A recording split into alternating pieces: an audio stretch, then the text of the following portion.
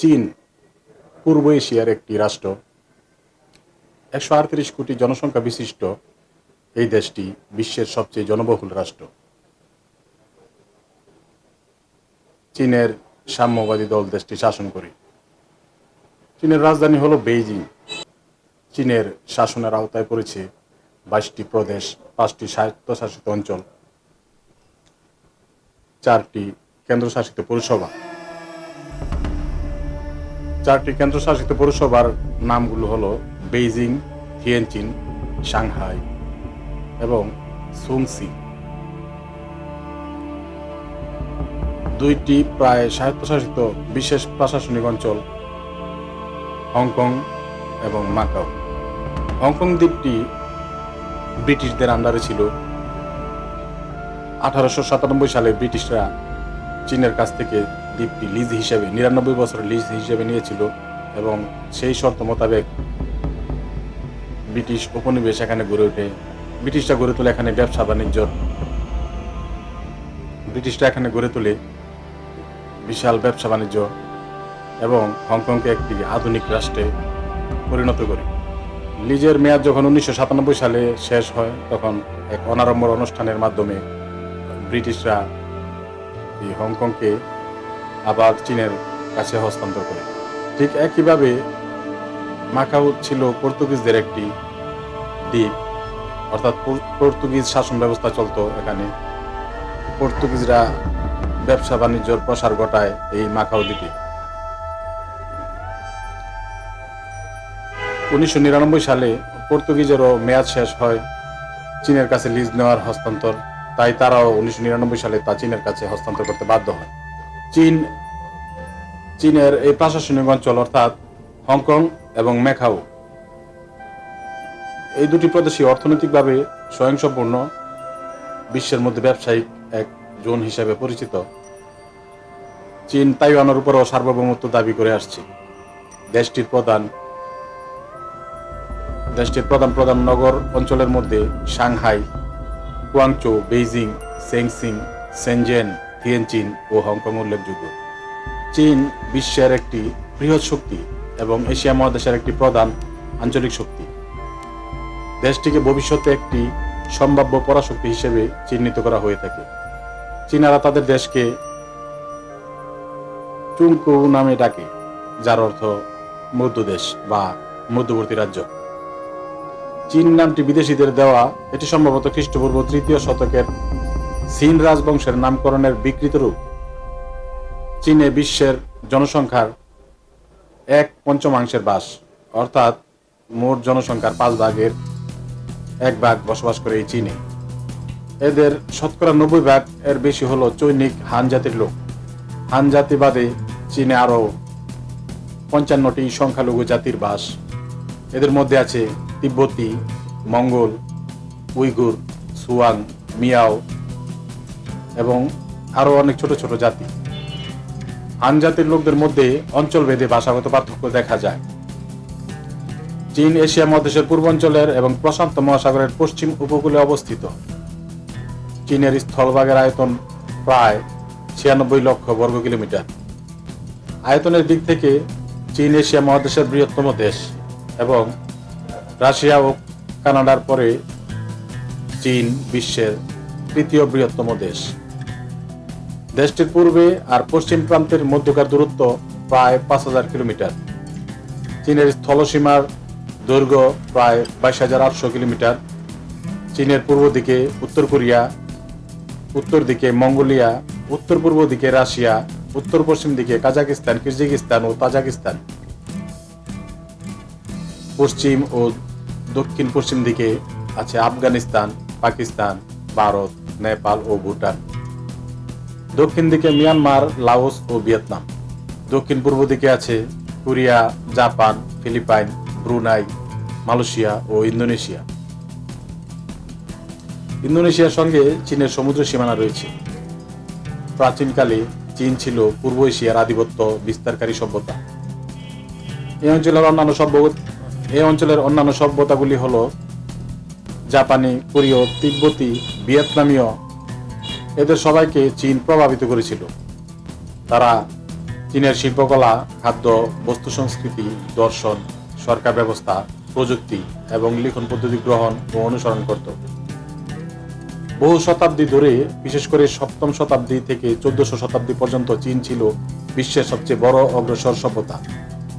কাগজ, ছাপাখানা, বারুদ, চীনামাটি, রেশম এবং দিক নির্ণয়ের কম্পাস সবই চীনে প্রথম উদ্ভাবিত হয় এবং সেখান থেকে বিশ্বের অন্যত্র ছড়িয়ে পড়ে, যার ব্যবহার পৃথিবীর যে কোনো স্থান থেকে দেখতে পাওয়া যায়।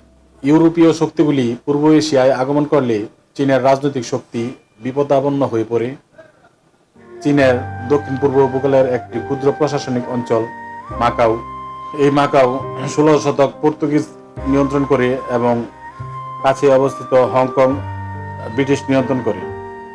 এই দ্বীপ পরস্পর তারা 1997 সালে ও 1999 সালে চীনের কাছ থেকে লিজ নেওয়া অবস্থায়, লিজের মেয়াদ পূর্ণ হলে তারা অনারবণ অনুষ্ঠানের মাধ্যমে চীনের কাছে হস্তান্তর করে। 1911 সালে চীনা জাতীয়তাবাদীরা শেষ পর্যন্ত এই রাজতন্ত্রের পতন ঘটায়। পরবর্তী বেশ কিছুদিন ধরে একাধিক সামরিক নেতার অন্তর্কন্দলে জাপানি আক্রমণ এবং সাম্যবাদী কুমিনতাংয়ের জাতীয়তাবাদী সরকারের মধ্যকার গৃহযুদ্ধ দেশটাকে ছিন্ন ভিন্ন করে দেয়। এর আগে 1928 সালে জাতীয়তাবাদীরা প্রজাতান্ত্রিক চীন প্রতিষ্ঠা করে। 1949 সালে চীনের কমিউনিটি পার্টি গৃহযুদ্ধে জয়লাভ করে এবং চীনের মূল ভূখণ্ডে গণপ্রজাতন্ত্রী চীন রাষ্ট্র প্রতিষ্ঠা করে। কুমিনতাংয়েরা দ্বীপ প্রদেশ হওয়ায় তাইওয়ানে পালিয়ে যায় এবং সেখানে একটি জাতীয়তাবাদী সরকার গঠন করে। জাতীয়তাবাদী সরকার তাইওয়ান ও পার্শ্ববর্তী কিছু দ্বীপ নিয়ন্ত্রণ করলেও প্রাথমিকভাবে এটি বহির্বিশ্বের সমগ্র চীনের প্রকৃত সরকার হিসেবে স্বীকৃতি লাভ করেছিল। তবে বর্তমান বেশিরভাগ দেশ মূল ভূখণ্ডের গণপ্রজাতন্ত্রী চীন সরকারকেই চীনের প্রকৃত সরকার হিসেবে গণ্য করে। 1949 সালে ক্ষমতায় আসার পর চীনের কমিউনিস্ট সরকার কৃষি ও শিল্প ব্যবস্থাকে রাষ্ট্রীয় পরিকল্পনার অধীনে নিয়ে আসে। 1970 দশকের শেষ থেকে সরকার অবশ্য অর্থনৈতিক সংস্কার সাধন করে যাতে বৈদেশিক বিনিয়োগ বৃদ্ধি পায়। 1980 ও 1990-এর দশক আরও সংস্কারের ফলে চীনা অর্থনীতি 1980 থেকে 1995 সাল পর্যন্ত শতকরা 10% হারে বৃদ্ধি পায়। ফলে 21 শতকের শুরুতে এসে চীনা অর্থনীতি বিশ্বের অন্যতম বৃহত্তম অর্থনীতিতে পরিণত হয়।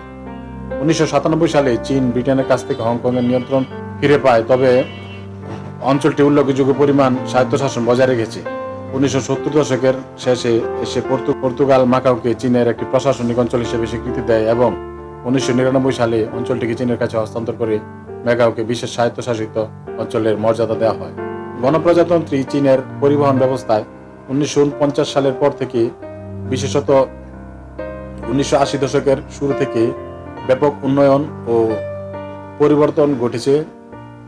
নিত্য নতুন বিমানবন্দর, সড়ক ও রেলপথ নির্মাণ প্রকল্পের আগামী দশকগুলোতে চীন শ্রমবাজারও বিপুল পরিমাণের কাজের সৃষ্টি করবে।